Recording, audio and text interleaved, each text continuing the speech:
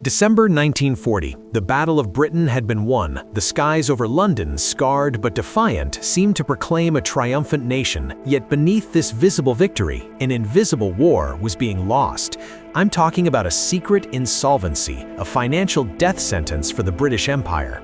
Imagine the Prime Minister, Winston Churchill, forced to pen a humiliating letter to President Roosevelt, admitting the unthinkable. Britain was flat broke. The empire, the very foundation of global power for centuries, could no longer pay for its own survival. To understand how Britain reached this point, we need to look back at the liquidation phase, starting in 1939. This was a time defined by cash on the barrelhead. Initially, the US insisted on a cash-and-carry policy. Britain had to pay upfront for everything and transport it themselves. This meant one thing: emptying the vaults.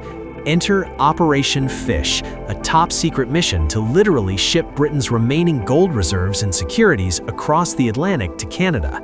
I mean, we're talking about convoys laden with literal national wealth sailing through U-boat-infested waters. To account for the frantic activity at the underground Montreal vault where this treasure was stashed, a deliberate rumor was spread: the British crown jewels were stored inside. This was a nation, once the world's banker, reduced to physically moving its remaining assets just to survive. Ultimately, Britain emptied its treasury completely, liquidating every available asset before any American aid even began. This answers our question: what specific assets and gold reserves did Britain have to liquidate? Essentially, everything. By 1941, Britain had nothing left to sell, but the war raged on. This presented a new challenge for the US, who were still largely isolationist. America wasn't interested in charity, it demanded foreclosure. U.S. Treasury Secretary Henry Morgenthau Jr. insisted on a full audit of British assets, wanting proof that Britain was genuinely destitute before any aid. To satisfy these demands and prove its insolvency, Britain was forced into truly desperate measures. The most notorious example was the forced fire sale of the American Viscous Corporation. A hugely successful company, it was sold for a paltry $54.4 million, reportedly half its actual market value. This wasn't a strategic business move, it was a desperate plea for survival, a public display of destitution designed to unlock American aid. Then there was the Destroyers for Bases deal, where Britain traded strategic naval bases in the Western Hemisphere for 50 obsolete American destroyers. It was an exchange that starkly highlighted the shift in power, trading tangible sovereign territory for aging military hardware. This desperate situation is what led to the Lend-Lease Act, a system designed to circumvent the cash-and-carry rules by lending war materials. But hidden within this lifeline was what I call the poison pill, Article 7. This clause, often overlooked, forced Britain to commit to ending imperial preference, its protective trade bloc that favored goods from within the British Empire. Why was this so significant? Because it effectively ensured that once the war ended, American companies could flood former British markets unfettered by tariffs.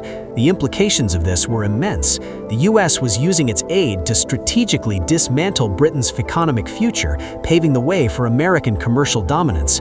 This directly answers how the United States used Britain's desperation to dismantle the imperial preference trade system. It's a stark reminder that even in wartime, geopolitics is always about long-term advantage.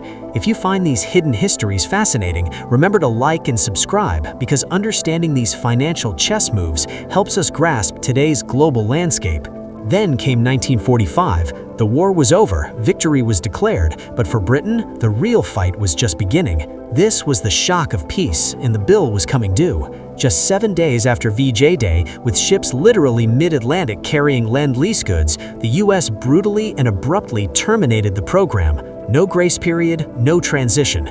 This answers why the US abruptly terminated Lend-Lease just days after the war ended. It was a calculated move to assert financial leverage. Britain, having emptied its coffers, sold off its assets, and dismantled its trade system, suddenly faced immediate bankruptcy. This explains why Britain emerged from a victorious war facing immediate bankruptcy. It had exhausted everything, and now the aid was gone, leaving a massive financial void. Economist John Maynard Keynes, architect of much of modern economics, was dispatched to Washington. He argued for a gift of justice, a $6 billion grant to help reconstruct a devastated Britain. What he received instead was a commercial loan with harsh interest rates and even harsher conditions. The conditions of this 1946 Anglo-American loan were a trap, specifically the clause demanding sterling convertibility. This meant the pound sterling, a symbol of global financial power, had to be freely exchangeable for US dollars. The implications of this were catastrophic. As soon as convertibility was enacted in 1947, there was an immediate and massive run on the bank. Everyone wanted dollars, not pounds, fearing a devaluation. Britain's reserves were hemorrhaging at an unsustainable rate, forcing them to suspend convertibility after just 5 weeks. This caused a financial massacre and directly answers how the conditions of the 1946 Anglo-American loan caused the British financial collapse of 1947. Bankrupt, exhausted, and humiliated, Britain was forced to make its final admission of defeat. In February 1947, it sent a telegram to Washington stating it could no longer financially support Greece and Turkey. This act, born of utter desperation, triggered the Truman Address, where the US stepped in to fill the power vacuum. This was the official moment, the clear transfer of global power. Britain was out, America was in. The legacy of these financial politics cast a long shadow. Britain's post-war economic growth, at 2.5 to 3% annually, significantly lagged behind other war-torn nations like West Germany, France, and Italy, who grew at 5 to 6%, and even the US at 3.5 to 4%. This was largely due to the towering war debts and the focus on immediate living standards and imperial defense over long-term investment, hindering its recovery for decades. It took until 2006 for Britain to make its final payment on those World War II debts to the US. Think about that, 2006, more than 60 years later. This answers why it took Britain until 2006 to pay off its World War II debts. The immense scale of the loans, compounded by interest and economic challenges, meant generations were paying for a war that ended decades earlier. Ultimately, the financial terms of World War II didn't just win a war, they fundamentally reshaped the global order. They transferred global hegemony from Britain to the United States, not through conquest, but through commerce, debt, and strategically placed clauses.